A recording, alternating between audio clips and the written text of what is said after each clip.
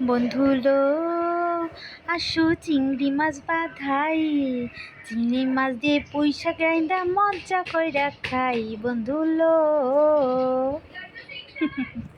বন্ধুরা কেমন আছেন সবাই? আমি সিথি, আমার রান্নাঘরে আপনাদের সবাইকে স্বাগতম। তো আজ আমি রান্না করব পুঁই শাক দিয়ে ডালের বড়ি এবং চিংড়ি মাছের একটা আনকমন রেসিপি।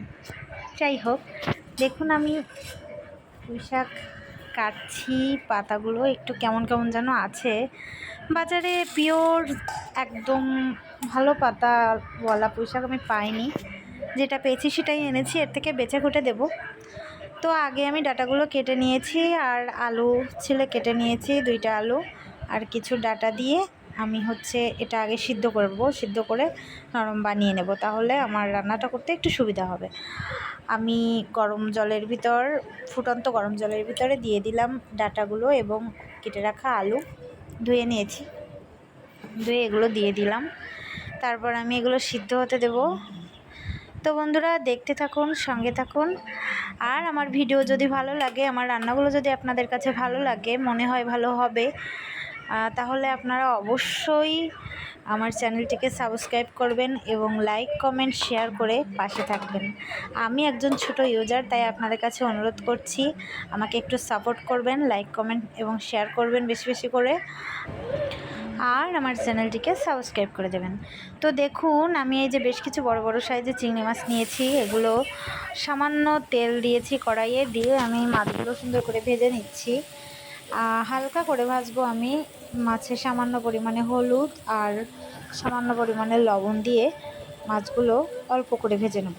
খুব বেশি কড়া ভাজি আমি করব না, যেহেতু আমার তরকারির সঙ্গে মাছগুলো জাল হবে, এবং বেশি কড়া ভাজি করলে মাছগুলোর ফ্লেভারটা একটু কম আসবে, তাই আমি বেশি কড়া ভাজি করছি না, মিডিয়াম ভাজি করছি। না বেশি কড়া ভাজি, না বেশি হালকা ভাজি, মিডিয়াম করে ভেজে নেব। মাছগুলো ভেজে নিচ্ছি দেখুন। তো আমার মনে হচ্ছে একটু তেল কম হয়ে গেছে, তাই আমি আর হালকা একটু তেল দিয়ে দিলাম। তেল যতটা কম খাওয়া যাবে, স্বাস্থ্যের ঝুঁকি ততটা কম থাকবে। এখন আমাদের দেশে প্রচুর পরিমাণে হার্ট অ্যাটাক, স্ট্রোক এগুলো দেখা দিচ্ছে, মানুষের ভিতর হচ্ছে এই রোগগুলো। তার একটাই সবথেকে বড় কারণ, সেটা হচ্ছে তেল। তরকারিতে রান্না বেশি বেশি পরিমাণে তেল খেলে অবশ্যই শরীরে ফ্যাট জমবে, শিরা ধমনীগুলোর ভিতরে ফ্যাট জমবে, এবং এর কারণে এই বড় বড় রোগগুলোর থেকে আর নিস্তার হবে না। তাই সকলে চেষ্টা করবেন তেল কম খাওয়ার জন্য। আমিও চেষ্টা করি তেল কম দিয়ে রান্না করার জন্য।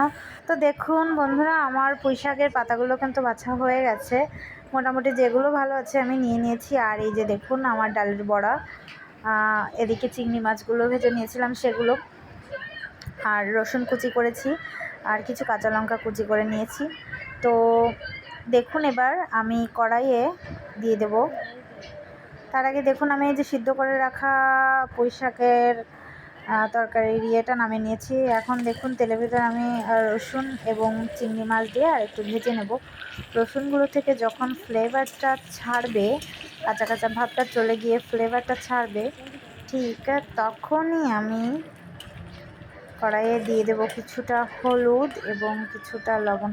আমি আগে থেকেই বলেছি, আমার আগের ভিডিওগুলোতেও আমি শেয়ার করেছি যে তেলের ভিতর হলুদ দিলে তরকারির কালারটা অনেক সুন্দর আসে। এই কারণে আমি সবসময় চেষ্টা করি এই ফোড়ন দেওয়ার সময় তেলের ভিতরে হলুদ দেওয়ার। তো দেখুন আজও তার বিকল্প হবে না কিছুই, আজও আমি তেলের ভিতরে আমার যতটুকু পরিমাণ হলুদ লাগবে দিয়ে নিলাম। এরপর আমি আরেকটু নেড়ে চেড়ে তরকারিটা দিয়ে দেবো, তরকারিটা তেলে দিয়ে দেবো। দেখুন আমি কাঁচা লঙ্কাগুলো কিন্তু তরকারির ভিতর দিয়ে দিয়েছি, আর কাঁচা লঙ্কাগুলো আমি ভেজে নেব মা। এভাবে তরকারির উপর দিলে ফ্লেভারটাও ভালো আসে, আর তরকারির ভিতরেও কাঁচা লঙ্কাটা খুব সুন্দরভাবে ঝালঝাল একটা ভাব চলে আসে, বেশ মজা লাগে। যাই হোক দেখুন আমার পাতাগুলো কিন্তু একদম সবুজ আছে, আর তরকারির কালারটাও কিন্তু অনেক সুন্দর লাগছে।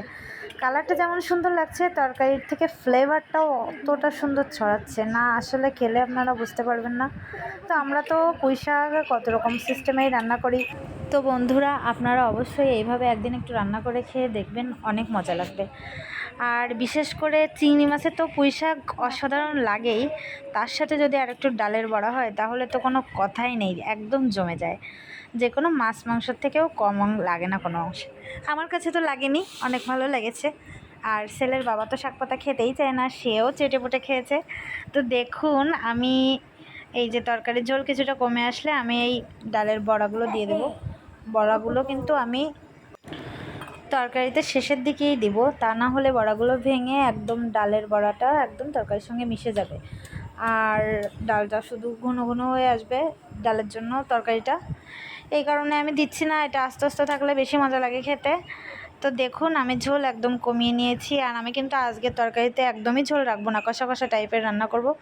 তো দেখুন এই যে আমার কষা কষা টাইপের চিংড়ি মাছ এবং বড়ার পুঁই শাক রেসিপি রেডি।